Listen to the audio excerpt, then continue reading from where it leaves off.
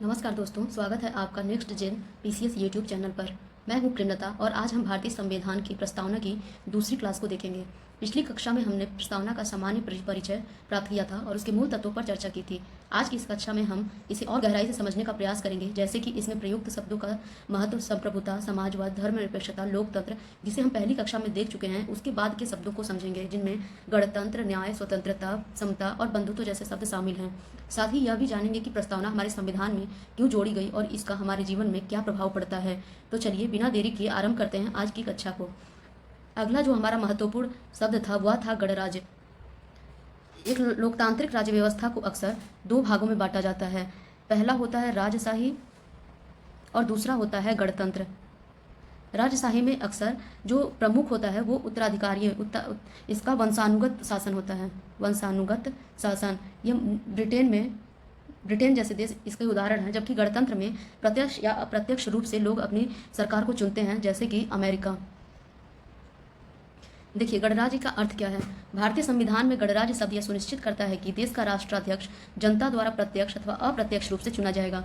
वह किसी वंश, परिवार या विरासत के आधार पर नहीं चुना जाएगा, जैसा कि ब्रिटेन में होता है। इसकी विशेषताएं क्या होती हैं। निर्वाचित राष्ट्राध्यक्ष। भारत के राष्ट्रपति का चुनाव निर्वाचित प्रतिनिधियों द्वारा किया जाता है। अस्थायी पद नहीं। इसका तात्पर्य यह है कि राष्ट्रपति का कार्यकाल 5 वर्ष का होता है, जो यह दिखाता है कि कोई अस्थायी या जन्मसिद्ध अधिकार नहीं है। तीसरा यह है किसी राजा या महाराजा का शासन नहीं है। भारत में राजशाही नहीं बल्कि एक संवैधानिक शासन व्यवस्था है, जिसमें सभी पद संविधान द्वारा तय होते हैं। प्रस्तावना में एक अन्य महत्वपूर्ण शब्द है, वह है न्याय। भारतीय संविधान में न्याय का उल्लेख प्रस्तावना में किया गया है, जो यह सुनिश्चित करता है कि सभी नागरिकों को सामाजिक, आर्थिक और राजनीतिक न्याय प्राप्त हो।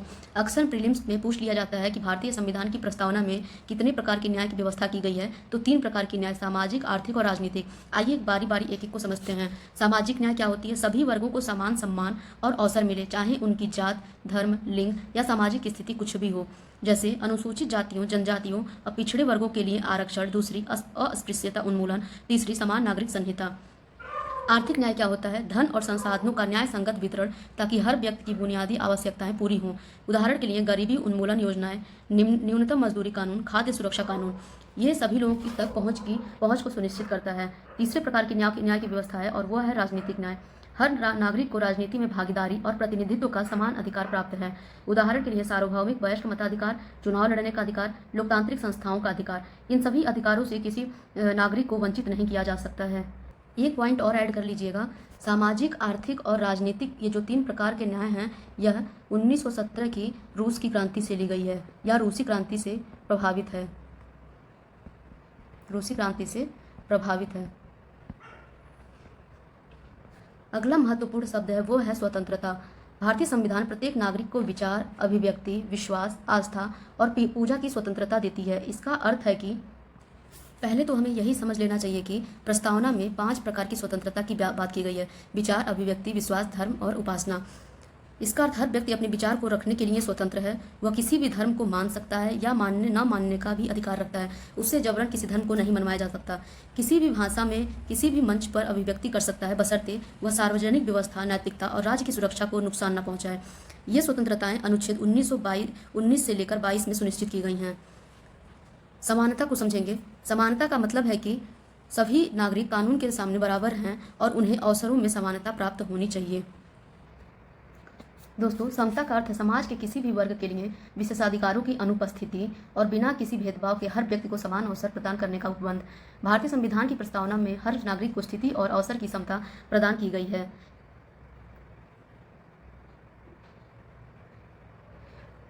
स्थिति और अवसर की समता। इस उपबंध में समता के 3 आयाम शामिल हैं। नागरिक, राजनीतिक और आर्थिक। नागरिक, राजनीतिक और आर्थिक। मौलिक अधिकारों पर निम्न प्रावधान नागरिक समता को सुनिश्चित करते हैं। पहला, अनुच्छेद 14 से 18 में समानता के अधिकार को स्पष्ट किया गया है, जिसमें जाति, धर्म, लिंग, भाषा, जन्मस्थान के आधार पर किसी के साथ भेदभाव नहीं किया जाएगा। अनुच्छेद 14 जो है विधि के समक्ष समता का उल्लेख करता है। 15 धर्म, जाति, लिंग या जन्म के स्थान पर मूल वंश को निषेध करता है।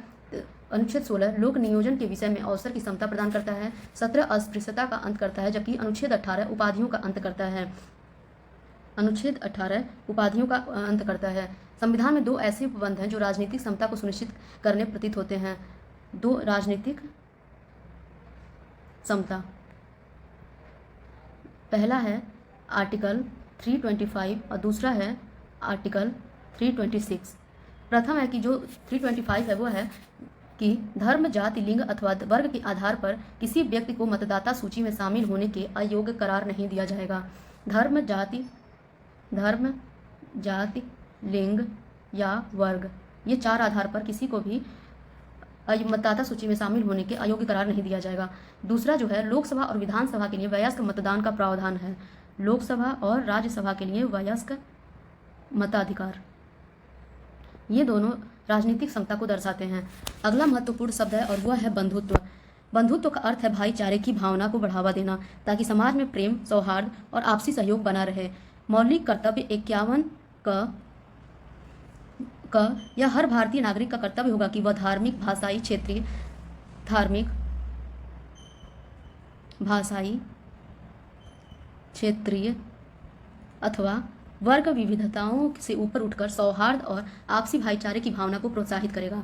प्रस्तावना कहती है कि बंधुत्व में दो बातों को सुनिश्चित करना होगा। पहला व्यक्ति का सम्मान और दूसरा देश की एकता।